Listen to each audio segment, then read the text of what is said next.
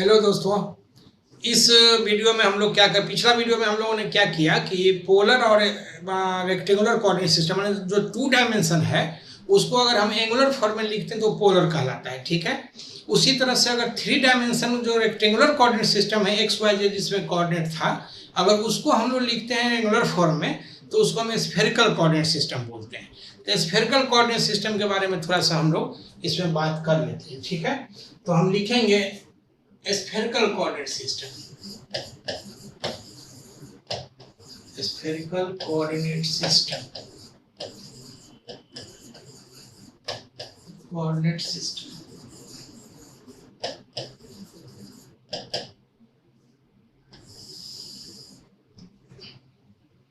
इसको हम लोग थोड़ा डिफाइन कर दें तो लिखते हैं it is the angular form of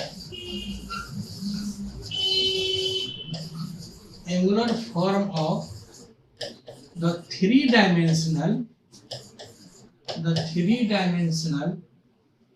three-dimensional rectangular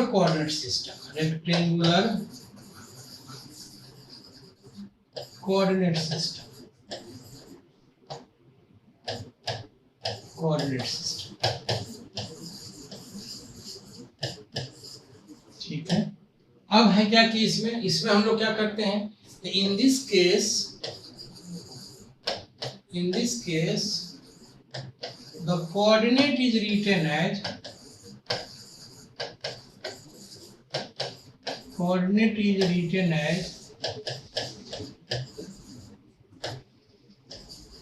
as r theta phi.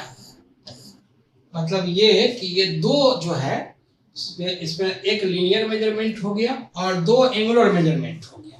अगर इसको हम फिगर से दिखाना चाहें तो हम कुछ ऐसा दिखा सकते हैं, जैसे देखो ये x, ये y, ये z है, ये P पॉइंट है जिसका कि तीनों x, y और z था। अगर हम लोग ये बात करेंगे इसमें, यहाँ से परपेंडिकुलर कुछ ऐसा ड्रॉप कर लेंगे जैसे कि ये 3D जैसा लगे। इसी में ये जो है सो ये r है, ये थीटा है और ये फाई हो गया। यानी इसी चीज को हम लोग r थीटा और फाई हम लिख सकते हैं इसमें कि ये r थीटा और ये फाई। ठीक है, अगर नाम देना चाहें तो इसको हम q दे दे नाम। तो PQ जो हो गया, PQ y एक्सिस के पैरेलल हो गया, कहने की जरूरत नहीं है। और ये जो है OPO अगर बोल दें, ये OP जो है सो x एक्सिस से थीटा एंगल बना रहा है और OQ लाइन जो है ये फाई एंगल बना रहा है। हम लिखते हैं यहाँ पे, अगर लिखना चाहें तो लिखेंगे वेयर r बराबर लेंथ ऑफ OP, थीटा बराबर होगा angle between OP and x axis. sorry no OP and OQ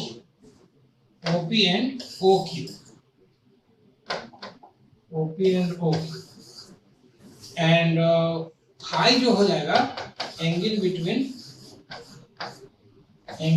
हो जाएगा, ये हो जाएगा OQ एंड x एक्सिस। ये है मेजरमेंट का इसका तरीका। माने जो x y z तीनों का तीनों लीनियर मेजरमेंट है, ठीक है ना, उसी को हम एक लीनियर और 2 एंगुलर मेजरमेंट में बात करते हैं। इसको हम लोग बोलते हैं स्फेरिकल कोऑर्डिनेट सिस्टम। अब है क्या कि स्फेरिकल कोऑर्डिनेट से हम रेक्टेंगुलर में 3D में कैसे कन्वर्ट करते हैं या फिर रेक्टेंगुलर से स्फेरिकल में कैसे कन्वर्ट करते हैं। तो इसके लिए थोड़ा सा हम लोग बात कर लेते हैं। हम लिखते हैं कि कन्वर्जन या कन्वर्सन, जो भी आप समझे इसको। हम एक बार फिर से फिगर बनाते हैं। फिगर फिर से बनाएंगे तो जैसा देखिए, ये x, ये हो जाएगा z, ये हो जाएगा y, ये हो गया P पॉइंट जिसका कोऑर्डिनेट हो गया x, y एंड z। ठीक है, और ये यहाँ से हम लोग इसको डॉटेड करके 3D जैसा लगने के लिए यूं बात करते हैं। ये ऐसे हो जाएगा, ये यहाँ से ये ऐसे आ गया, ये O हो गया, ये X हो गया, ये Y हो गया और ये Z। एंगल से अगर हम लोग मेजर करें, और इसको Q पॉइंट दे दो नाम, इसको T दे दो। अगर एंगल से मेजर करें तो ये जो हो जाएगा, सो ये हो जाएगा थीटा, ये हो जाएगा फाई, ठीक है, और ये हो जाएगा आर। ये 90 डिग्री हो गया, दिस इज अगेन 90 डिग्री, क्योंकि ये जो है सो y एक्सिस के पैरेलल है, तो स्वाभाविक है कि ये OQ लाइन पे परपेंडिकुलर होगा या XZ प्लेन पर ये परपेंडिकुलर। आपको जैसे भी इसमें समझ में आता है समझिए। अब है क्या कि हम अगर लिखना चाहते हैं, हमको अगर r थीटा फाई पता हो, XYZ निकालना चाहते हैं r थीटा फाई, ठीक है, या फिर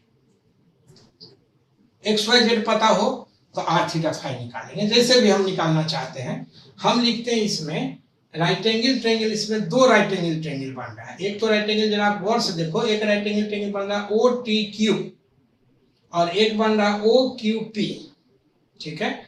तो इस राइट एंगल ट्रायंगल में हम लोग बात करते हैं, तो हम लिखते हैं in right angle triangle OTQ, जिसमें कि एंगल T जो है सो दिस इज 90 डिग्री, आप ऐसे लिख सकते हो, ठीक है।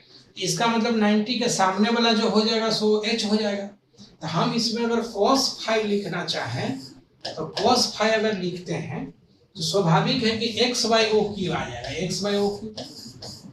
इसका मतलब यहाँ से x बराबर हो जाएगा OQ cos फाई, ठीक है।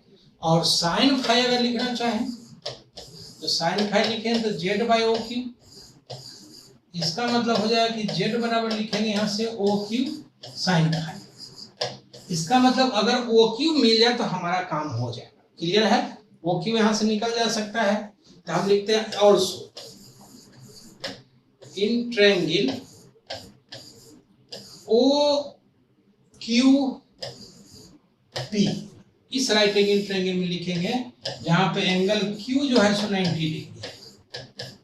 अब इस 90 डिग्री के सामने वाला जो R है बना OP, ये H हो जाएगा, बाकी ये हो जाएगा परपेंडिकुलर, और OQ जो होगा सो बेस हो जाएगा। हम इसमें अगर लिखेंगे कि cos थीटा, तो cos थीटा हो जाएगा this is OQ by R and OP, and this is OQ by OP की जगह पे R। दिस इंप्लाइज कि OQ अगर लिखते हैं तो this comes to R cos theta, और साइन थीटा अगर लिखेंगे तो साइन थीटा लिखेंगे तो this is Z by OP, इसका Z बाय हो जाएगा R, इसका दिस इंप्लाइज कि Z बराबर हो जाएगा R साइन थीटा, ठीक है। मतलब ये चार इक्वेशन हुआ, तो हम लिख सकते हैं फ्रॉम अबव इक्वेशंस, मतलब पहला से पहला मान लो नाम दे दो, दूसरा, इसी तीसरा, इसी चौथा। अगर हम इसको लिखेंगे from all the above equations, from all the above equations, from all equations, x बराबर जो आया था ये हो जाएगा OQ का वैल्यू अगर लिखेंगे तो R cos theta cos phi. क्यों? क्योंकि OQ के जगह पे जो आ जाएगा सो R cos थीटा आ गया, ठीक है। y बराबर लिखेंगे तो this is R sin theta, और z बराबर लिखेंगे तो R cos theta sin phi. जरा एक बार फिर से एक बार चेक कर लो कि हुआ क्या, ठीक है। ये आ गया sin थीटा, सॉरी इसमें जो आ जाएगा this will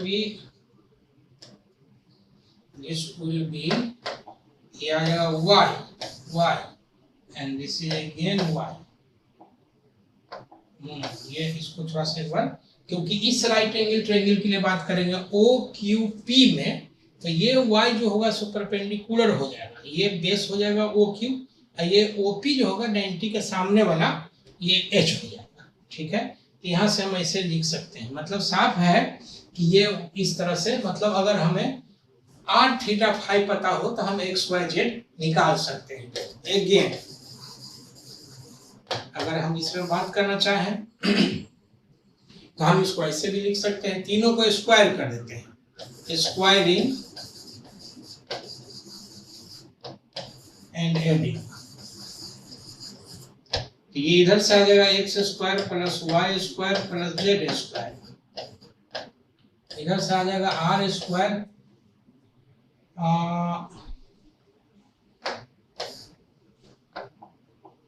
cos square theta, इधर से हो जाएगा sine square phi plus cos square phi plus r square sine square theta. मतलब साफ है कि इधर से आ जाएगा आर स्क्वायर। दिस इंप्लाइज कि आर बराबर लिखेंगे तो ये हो जाएगा root under x square y square plus z square. ठीक है, मतलब ये हो गया कि एक्स वाई जेड अगर पता होता आर का वैल्यू हमको मिल जाएगा। अब रही बात क्या कि अगर मान लो हमको थीटा और फाई चाहिए तो हम इसी में भाग दे करके हम निकाल देते हैं। यहीं पे देखो कि अगर मान लो कि हम tan फाई चाहिए हमें, तो tan फाई अगर लिखते हैं तो ये हो जाएगा जेड बाई एक्स। ठीक है, और साइन थीटा अगर हमको थीटा चाहिए तो ये हो जाएगा दिस वाई बाई आर।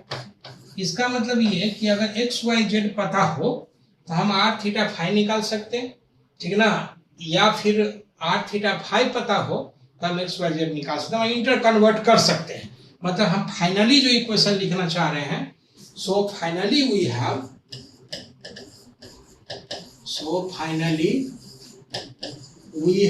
अगर हम लिखते हैं इसमें तो जरा सा गौर से देखो, एक्स बराबर हो जाएगा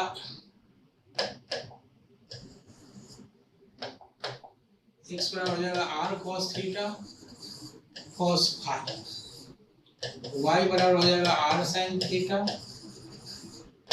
और जेड बराबर हो जाएगा r cos theta sine phi.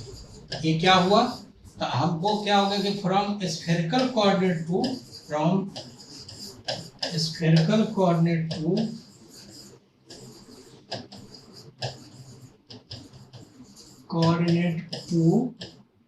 Rectangular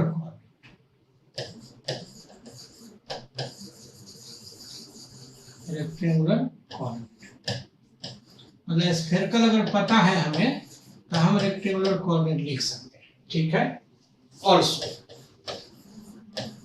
अगर लिखते हैं तो ये आर बराबर लिखेंगे, इसमें लिखेंगे x square plus y square plus z square, और tan फाई लिखेंगे तो ये हो जाएगा जेड बाई एक्स, और साइन थीटा लिखेंगे तो ये हो जाएगा वाई बाई आर। इसका ये क्या हुआ, फ्रॉम रेक्टेंगुलर टू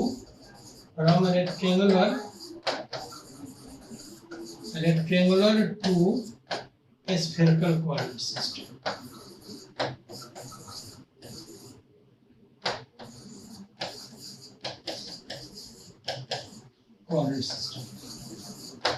ये हो गया इसमें। ठीक है, अब मामला ये इसमें है कि हम चाहें तो एक सवाल कर सकते हैं जिसमें कि आर थीटा फाई दिया रहेगा, एक्स वाई जेड निकालना रहेगा, या फिर एक्स वाई जेड रहेगा, आर थीटा फाई निकालना रहेगा। तो एक एग्जांपल देख लो, लिखते हैं एग्जांपल, कन्वर्ट द फॉलोइंग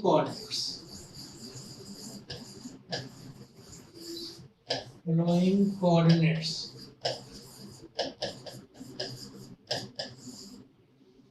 जैसे मान लो कि हम ए में लिखते हैं this is 8 metre 30 degree 60 degree, B में लिखते हैं 8 मीटर -30 डिग्री -60 डिग्री, सी में लिखते हैं 8 मीटर -30 डिग्री 60 डिग्री वगैरह। ठीक है, तो पहले हम इसी को मान लो सॉल्व करते हैं, हम लिखते हैं सॉल्यूशन। ये कहने की जरूरत नहीं है कि एक लीनियर है और दो एंगुलर है, इसका मतलब ये स्फेरिकल कोऑर्डिनेट सिस्टम में दिया हुआ है।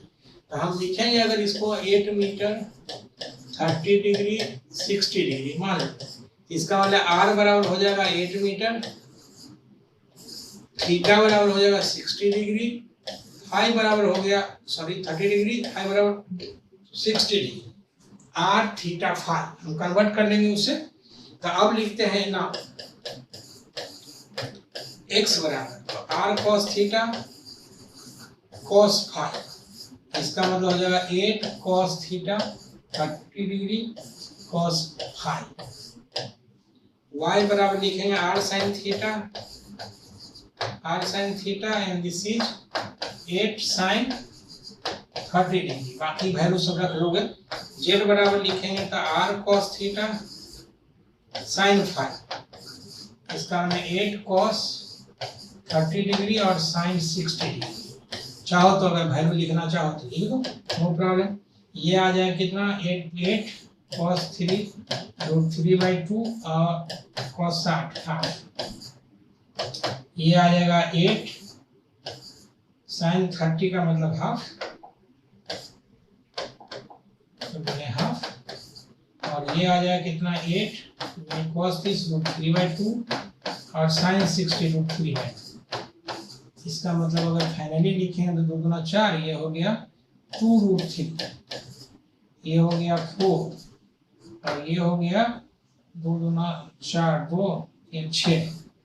तो सो आंसर अगर हम लिखना चाहें, सो आंसर लिखेंगे तो ये हो जाएगा 2√3, 4 और 6, माने ये हो गया तुम्हारा जो तुमको रेक्टेंगुलर को ये पोलर कोऑर्डिनेट सिस्टम में दिया हुआ है, उसी को हम लोग रेक्टेंगुलर में ये आंसर हमारा इस तरह से लिख सकते हैं। हम ऐसे भी लिख सकते हैं, बी अगर सॉल्व कर ले, मान लो बी के लिए हम लोग बात करते हैं, तो this is 8 metre minus 30 degree minus 60 degree, जरा एक बार देख लो एक बार फिर से, यही है माइनस 30 माइनस 60, नो प्रॉब्लम।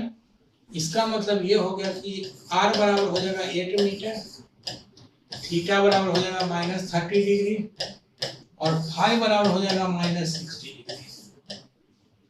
ठीक है, इसका हमने सो देखते हैं नाउ, अगर हम इसको अगर लिखना चाहें तो नाउ ये हो जाएगा x बराबर r cos theta cos phi, इसका मतलब हो जाएगा 8 cos माइनस 30 और cos माइनस 60। y बराबर लिखेंगे तो r sine theta,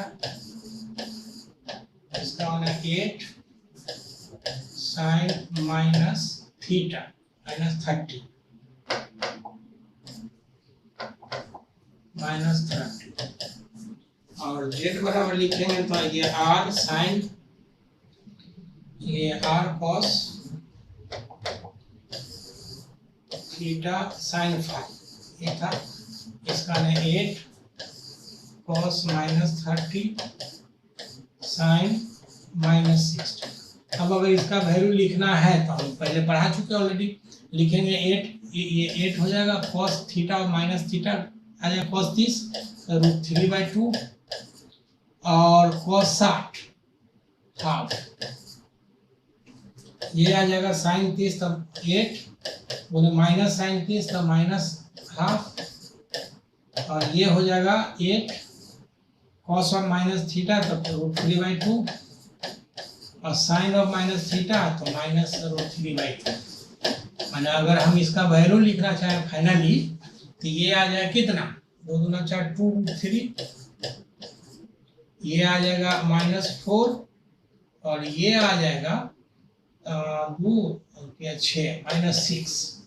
so answer लिखते हैं, आंसर लिखेंगे इसमें तो हो जाएगा 2√3 -4 -6।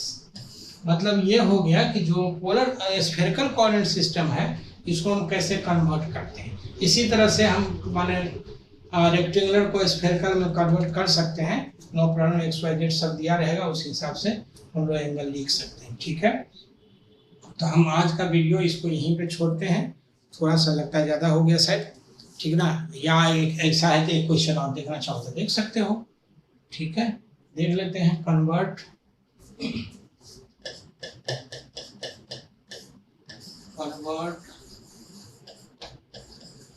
the following coordinates.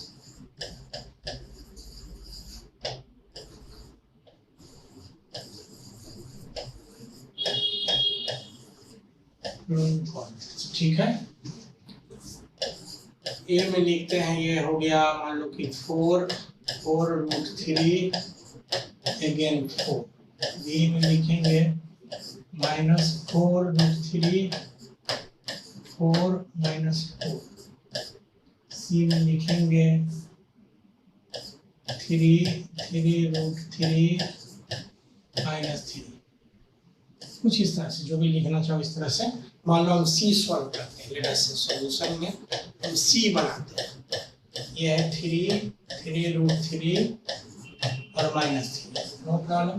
तो हम लिखेंगे यहाँ से x बराबर 3, y बराबर लिखेंगे 3√3, z बराबर हो जाएगा -3। हमको चाहिए क्या, r थीटा फाई चाहिए, तो r बराबर लिखेंगे √अंडर हो जाएगा x² plus y² plus z²। ठीक है, ये हो जाएगा 3 या 9 या 27 प्लस ये हो जाएगा 9 18 54 लगता है, √50। ठीक है, tan फाई लिखेंगे या z/x आया था, z का वैल्यू देखो -3 और y हो जाएगा 3, तो ये हो जाएगा 5 बराबर हो, यहाँ से हम लोग ये tan फाई बराबर -1 लिख देंगे।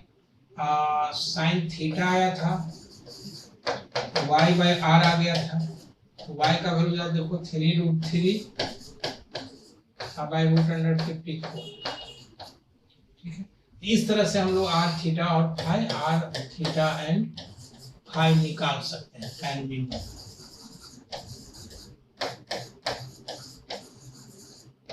ठीक है, अब इस तरह से बाकी भी बना लोगे।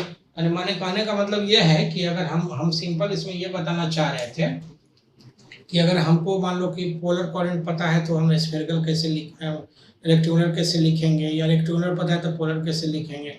मान लो स्फेरिकल पता है तो रेक्टेंगुलर कैसे लिखेंगे, रेक्टेंगुलर पता है तो स्फेरिकल कैसे। ये सब जो है सो एक तरह का एग्जाम्पल है। हमको लगता है कि इसमें थोड़ा सा जो है सो आपको समझ में आया होगा, सीख लोगे इसमें। ठीक है, इसका इससे बहुत यूज स्फेरिकल कोऑर्डिनेट का बहुत यूज नहीं है, जहाँ तहाँ बीच में जैसे 12th के सिलेबस में इलेक्ट्रोस्टैटिक्स वगैरह में स्फेरिकल कई बार हम लोग यूज कर लेते हैं, तो हम उस हिसाब से बात कर लेते हैं थ्री डायमेंशन का। अदरवाइज पोलर कोऑर्डिनेट सिस्टम की जो ज़्यादा पड़ती है, तो पोलर कोऑर्डिनेट सिस्टम के लिए हम लोग इसमें बात करेंगे। अगला वीडियो में हम लोग जो दूसरा टाइप का वेक्टर था, ये था एक्चुअली पोजीशन वेक्टर। ठीक है, तो अगला जो वीडियो होगा उसमें हम लोग यूनिट वेक्टर की बात करेंगे। यूनिट वेक्टर जो है सो बहुत ही इंपॉर्टेंट और इंटरेस्टिंग वेक्टर है। उसके बाद फिर हम लोग प्रोजेक्शन ऑफ वेक्टर, याद होगा कि जो मोर देन 3 वेक्टर्स था, 2 वेक्टर्स था, जिसका कि रिजल्टेंट निकालना था शुरू में, उसको अभी छोड़े हुए थे। ठीक है, तो हम यूनिट वेक्टर पढ़ के और फिर उसके बाद जो है सो हम प्रोजेक्शन की बात करेंगे। और उसके बाद आप लगने लगेगा कि वेक्टर अगर आप एक चैप्टर अच्छे से अगर पढ़ लिए तो ये समझ में आएगा कि आपको ताकत जैसा आ गया, जैसे विटामिन बी कॉम्प्लेक्स पीते हैं, ठीक ना, या टेबलेट खाते तो लगता है ना ताकत आ गया, तो उसी तरह से फिजिक्स में कॉन्सेप्ट में ताकत आएगा, ये बुझाएगा, इसकी गारंटी है 100%। ठीक है, थैंक यू,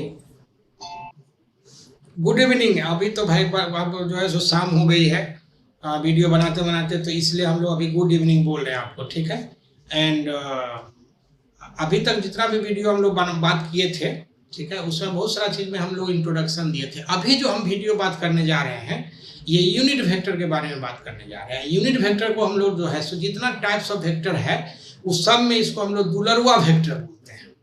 दुलरवा वेक्टर इसलिए बोलते हैं कि इसका इतना ज़्यादा इम्पोर्टेंस है कि आप इमेजिन नहीं कर सकते हो। यूनिट वेक्टर अभी तक आप कहीं भी पढ़े होगे तो सिर्फ यही पढ़े होगे जिसका मैग्नीट्यूड 1 होता है और यूनिट वेक्टर को हम लोग रिप्रेजेंटेशन करते हैं, बस। लेकिन हम ये बता रहे हैं कि 3 डायमेंशन का जितना सवाल होगा, अगर कहोगे तो इसमें इसी में हम एक वीडियो अलग से ऐड कर देंगे स्पेशल, कि यूनिट वेक्टर आखिर हम इसको दुलरवा बोलते क्यों है। तो हम लोग जरा सा देखते हैं कि ये यूनिट वेक्टर क्या है। Unit vector,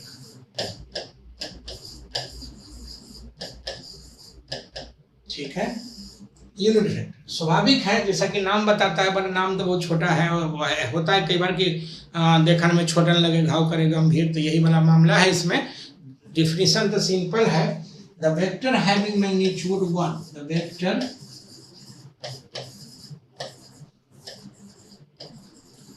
having magnitude 1, magnitude 1 माने जिसका मैग्नीट्यूड 1 होगा उसको हम यूनिट वेक्टर बोलते हैं। इट इज रिप्रेजेंटेड बाय, लिखते हैं it is represented by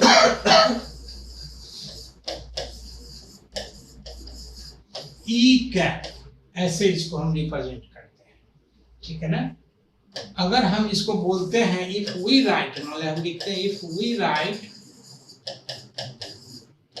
E cap P Q लिखते हैं, इसका मतलब हो गया unit vector along, unit vector along P Q, हम इसको ऐसे बोलते हैं P Q vector, and is defined as, and is defined as, या इसको लिखो थोड़ा अच्छे से लिखो, and is mathematically defined, and is mathematically defined as e cap P Q लिखते हैं, इसका मतलब this is vector P Q, और बाई पी क्यू का मॉड, पी क्यू का मॉड ऐसे लिखते हैं। ये कहोगे कि इसमें कोई बहुत बड़ी बात क्या बोल दिया भाई, सिंपल, तो ये तो क्लियर है, ठीक है। ये क्लियर ये इसलिए है क्योंकि इतना डिफिनीशन कोई भी पढ़ाता है, और ये डिफिनीशन हम कुछ अलग नहीं डिफाइन कर लेंगे, लेकिन इसका जो एप्लीकेशन है ये हम जब बात करेंगे तब हम आपको बताएंगे कि ये क्या चीज है, ठीक है। तो हम लोग क्या करते हैं इसमें कि इसको पहले थोड़ा सा आगे और बात ले जाते हैं, ठीक है। ऑल्सो अगर हम 3 डायमेंशन में बात करना चाहें, ठीक है, तो हम लिखते हैं जैसे देखो इसको, ये x, ये y, ये z, ये हो जाएगा point P, this is x, y, z।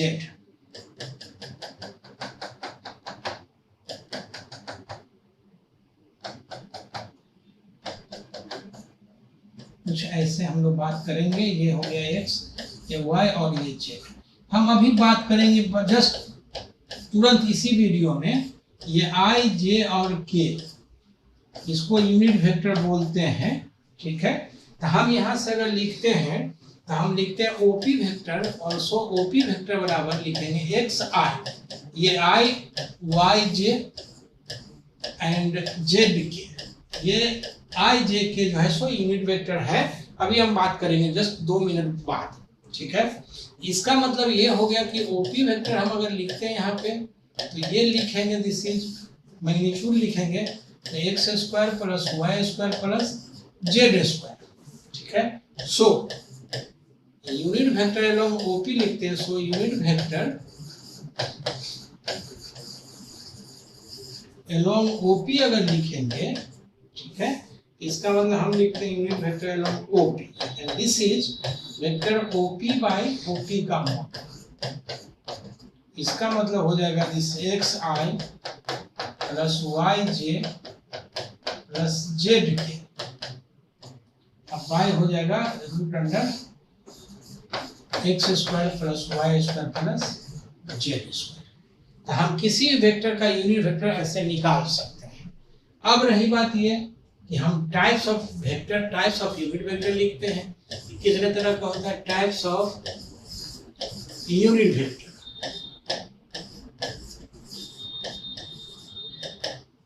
तो टाइप्स ऑफ यूनिट वेक्टर में क्या हुआ कि पहला है constant unit vector,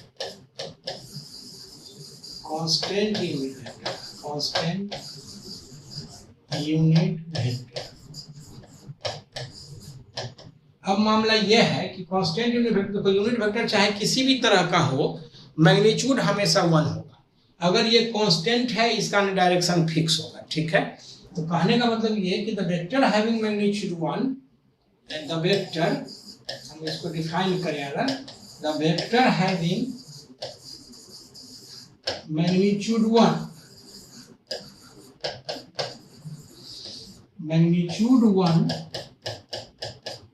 and fixed direction, इसको हम लोग बोलते हैं कांस्टेंट यूनिट वेक्टर। एग्जाम्पल के तौर पे हम अगर लिखना चाहें, दिस आई, ऐसे हम कैप लगाते हैं, जे एंड के, मतलब ये हो गया along x एक्सिस,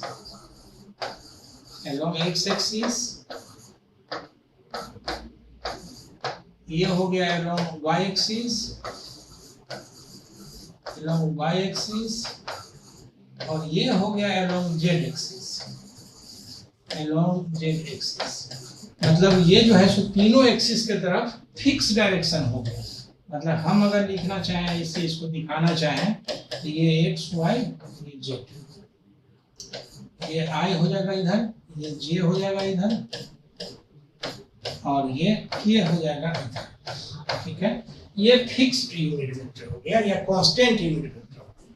हम अगर दूसरा बात करना चाहें, हम लिखते हैं दूसरा में, पहला था ये था पहला, दूसरा में अगर बात करेंगे तो वेरिएबल यूनिट वेक्टर होगा, वेरिएबल यूनिट वेक्टर। ये वेरिएबल यूनिट वेक्टर जैसा कि नाम बताएगा, ठीक है, ये बताएगा कि जिसका मैग्नीट्यूड तो हमेशा 1 होगा, इसको भी अंडरलाइन करना, मैग्नीट्यूड तो हमेशा 1 होगा, डायरेक्शन वेरी करेगा। तो लिखेंगे द वेक्टर हैविंग मैग्नीट्यूड 1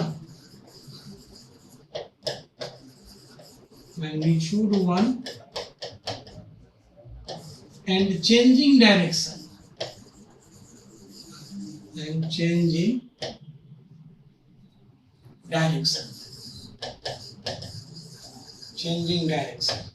ठीक है। जैसे हम अगर एग्जांपल के तौर पे अगर बात करना चाहें, मान लो इस तरह से कोई बॉडी मूव कर रहा है, तो यहाँ जो है सो वेलोसिटी वेक्टर मान लो v1 है, और यहाँ वेलोसिटी वेक्टर v2 है। ठीक है, तो यूनिट वेक्टर अलोंग v1 जो लिखेंगे, ये हो जाएगा v1 वेक्टर बाय v1 का मॉड, और यहाँ पे लिखेंगे यूनिट वेक्टर अलोंग v2, ये हो जाएगा v2 वेक्टर बाय v2 का मॉड। ठीक है, तो यहाँ पे आप देखो कि इस यूनिट वेक्टर e1 का या ev1 का, ठीक है ना, डायरेक्शन जिधर है ev2 का डायरेक्शन अलग अलग है, बट मैग्नीट्यूड दोनों का एक ही होगा। मतलब हम लिखते हैं वी हैव ev1 का mod and this is ev2 का मॉड बराबर 1, बट चेंजिंग द डायरेक्शन, ठीक है, या डायरेक्शन चेंज, जो भी लिखना चाहो इस तरह से लिख सकते हैं। इसको हम लोग बोलते हैं वेरिएबल यूनिट वेक्टर। एक वेक्टर होता है तीसरा परपेंडिकुलर यूनिट वेक्टर, लिखते हैं परपेंडिकुलर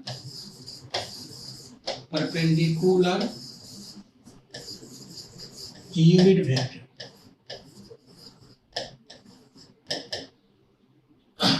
ये ऐसा वेक्टर है इसका मैग्नीट्यूड 1 होगा और ये हमेशा दूसरे वेक्टर पे परपेंडिकुलर रहेगा।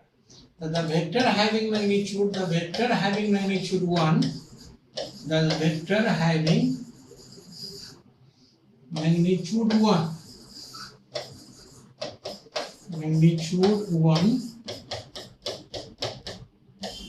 and remains always perpendicular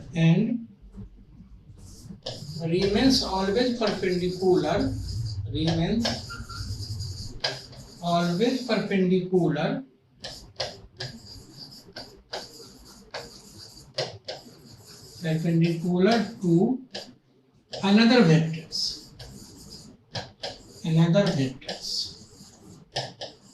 ये हम आगे पढ़ाएंगे तो बात करेंगे, क्रॉस प्रोडक्ट में आता है। It is given by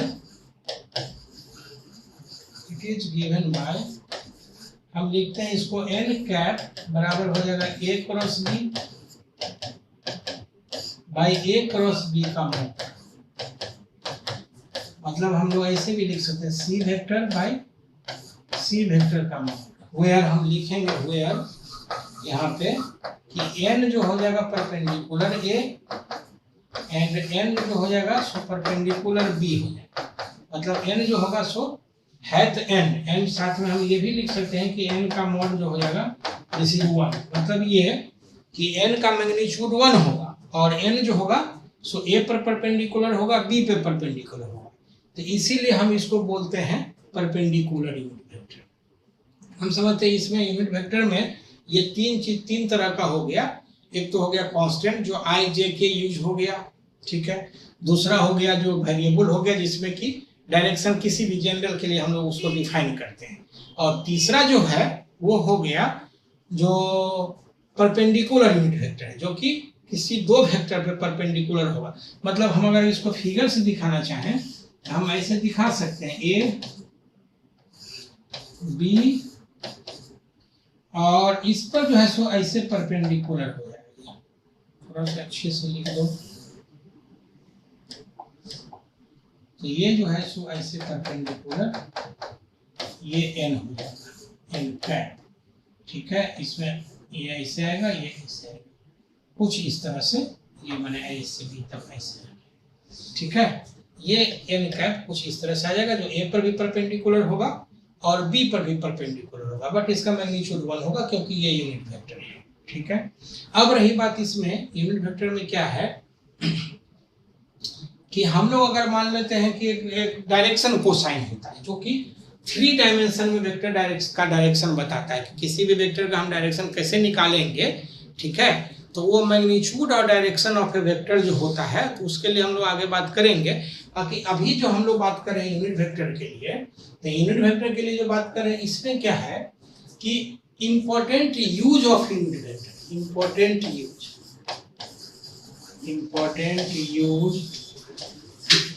of unit vector बड़ा इंटरेस्टिंग है ये, इसीलिए इसको हम लोग दुलारुआ वेक्टर बोलते हैं क्योंकि ये यूज जो है अगर आप समझ गए कि ये मान के चलो कि 3 डायमेंशन का जितना प्रॉब्लम होगा सब एक एक दो लाइन में ये बनेगा, जो कि जो सवाल ये हम एकदम दावे के साथ बोल रहे हैं कि हो सकता है बहुत टीचर को नहीं बने वो सवाल, वो आप आराम से बनोगे एकदम आराम से, हम दिखाएंगे आगे, ठीक है। अब है क्या कि important use of unit vector क्या है कि आप जरा से एक चीज देखो, एक डायरेक्शन लिख रहे हैं, ये वेक्टर है, इसमें वेक्टर भी है और ये वेक्टर एफ है, ठीक है।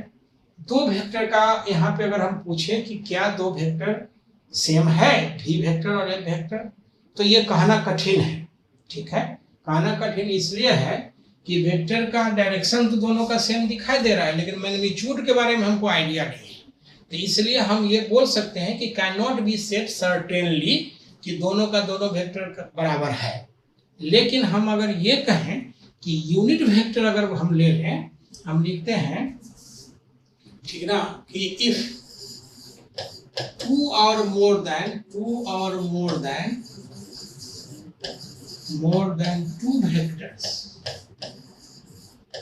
vectors having the same direction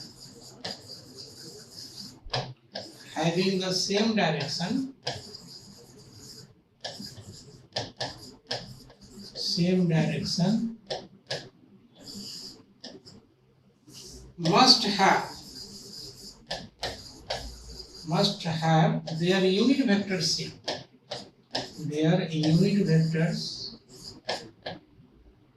unit vectors same. अगर डायरेक्शन सेम होगा तो यूनिट वेक्टर सेम होगा। वेरी इंटरेस्टिंग, बहुत इंपॉर्टेंट लाइन है ये। कहने का मतलब ये होगा कि that is unit vector of भी जो होगा this must be unit vector equal to F because direction same, because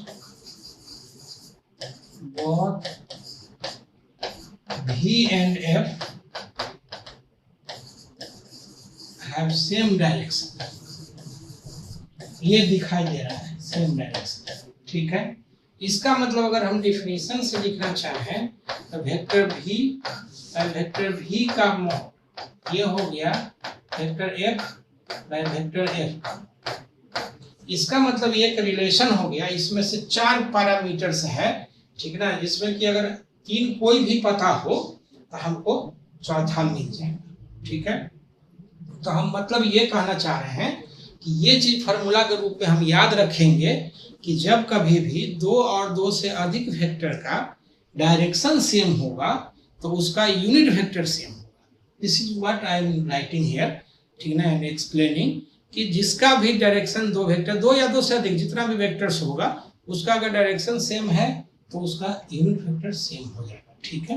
तो इसका हम लोग यूज आगे करके दिखाएंगे, एक वीडियो हम एकदम स्पेसिफिकली इसी पर बनाएंगे कि हम 3D का सवाल कैसे बनाते हैं और कितना आराम से 3D का, अभी तो अब 11th में हो लेकिन 12th वालों के लिए बहुत इंपॉर्टेंट होगा, जो कि बहुत सारा चीज पढ़ चुका है उसको ये ज्यादा समझ में आएगा, लेकिन ये हम अलग से स्पेशल वीडियो करके एक बना करके दिखाएंगे इसमें, ठीक है। फिलहाल ये है कि इसमें हम अगर बात करें, जैसे हम क्वेश्चन अगर की बात करें, ठीक ना, तो हम 1-2 क्वेश्चन एग्जांपल के तो या क्वेश्चन के तौर पे लिखें, find the unit vector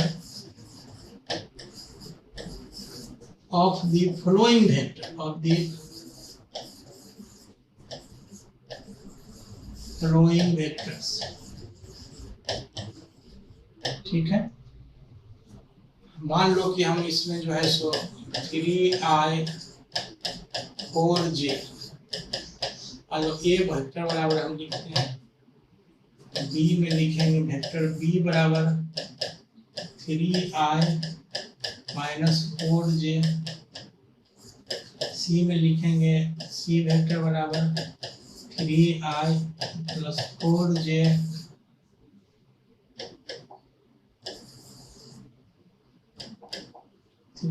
plus 4j minus 5k, ठीक है। डी में मान लो लिख देते हैं, कोई डी वेक्टर अगर है बाई दी वे तो आ जाएगा minus 3i plus 4j minus 5k। Let us, हम अगर इसको सॉल्यूशन बनाना चाहें तो अब क्या है इसमें, ठीक ना, ये हम लिखते हैं a,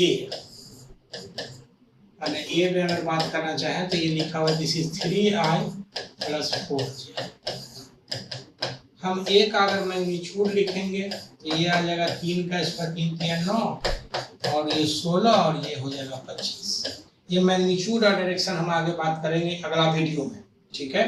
तो यूनिट वेक्टर अगर हम a लिखते हैं तो ये आ जाएगा वेक्टर a, वेक्टर a का होगा इसका 3i प्लस 4j बाई ये हो जाएगा, ये 5 आएगा बाई 5, ठीक है। इसी तरह से अगर मान लो हम c बनाना चाहें, कोई भी एक बना देते हैं, तो c के लिए लिखते हैं c बराबर आ जाएगा this is 3i plus 4j minus 5k। इसका मतलब ये हो गया कि हम लिखते हैं c का मॉड लिखेंगे, ये i के साथ जो है लिखा हुआ 3 3 3 9 16 और ये हो जाएगा 25, इसलिए 5√2, ठीक है। सो अगर लिखते हैं यूनिट वेक्टर अलोंग c, इसका वेक्टर c या बाय c का मॉड है, this is 3i plus 4j minus 5k by आ जाएगा 5√2। मतलब कहने का ये कि इस तरह से हम लोग किसी का भी यूनिट वेक्टर अगर निकालना चाहें तो हम यूनिट वेक्टर निकाल सकते, कुछ नहीं करना है, उसका मैग्नीट्यूड जो है सो मैग्नीट्यूड निकाल के उसी से उसी वेक्टर को उसी के मैग्नीट्यूड से डिवाइड कर देना, तो ये हमारा यूनिट वेक्टर निकलता है। ये यूनिट वेक्टर का एक छोटा सा एग्जांपल है कि हम कैसे निकालते हैं, ठीक है। बाकी अगर बात करना होगा तो हम अभी बात करते हैं इसमें, इसको ठीक से लिख देते हैं, ये a में हो जाएगा a वेक्टर बराबर ऐसे, ठीक है। तो हमारा कहने का मतलब ये है कि इसमें हमको लगता है कोई दिक्कत नहीं होनी चाहिए कि यूनिट वेक्टर में हम लोग कैसे इसको निकालते हैं, ठीक है। अब रही बात ये कि इसी चीज को, जैसे क्वेश्चन को हम लोग कुछ होमवर्क ले लो, होमवर्क बना लेना, ठीक है। Homework find the unit vector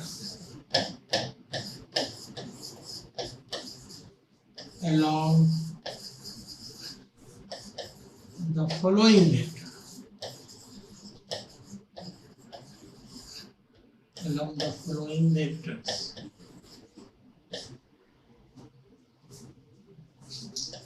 पहला का हो जाएगा a बराबर 3i minus 4j plus 8k। दूसरा में हो जाएगा b बराबर minus 4i plus 8k। तीसरा में हो जाएगा c बराबर minus 3i plus 4j minus 6k। चौथा में हो जाएगा d बराबर 3i minus 4j plus 2k। पांचवा में हो जाएगा f बराबर 3i plus 4j minus 6। फिर इस तरह से बन गया, ठीक है। इसको बना करके आप देखना, हमें लगता है कि इसमें कोई दिक्कत नहीं है, ठीक ना। अगर मान लो कोई एक और वेक्टर बना दो, ये h बराबर होगा वेक्टर, ये हो जाएगा 3i plus 4j, ठीक है। तो इस तरह से हम लोग इसको प्रैक्टिस कर लेंगे और यूनिट वेक्टर नहीं बनेगा, ठीक है। अब रही बात इसमें कि यूनिट वेक्टर का जो यूज है वो हम इसके बाद के माने बाद वाला वीडियो में, किसी एक वीडियो में हम बनाएंगे जिसमें कि स्पेशल करके।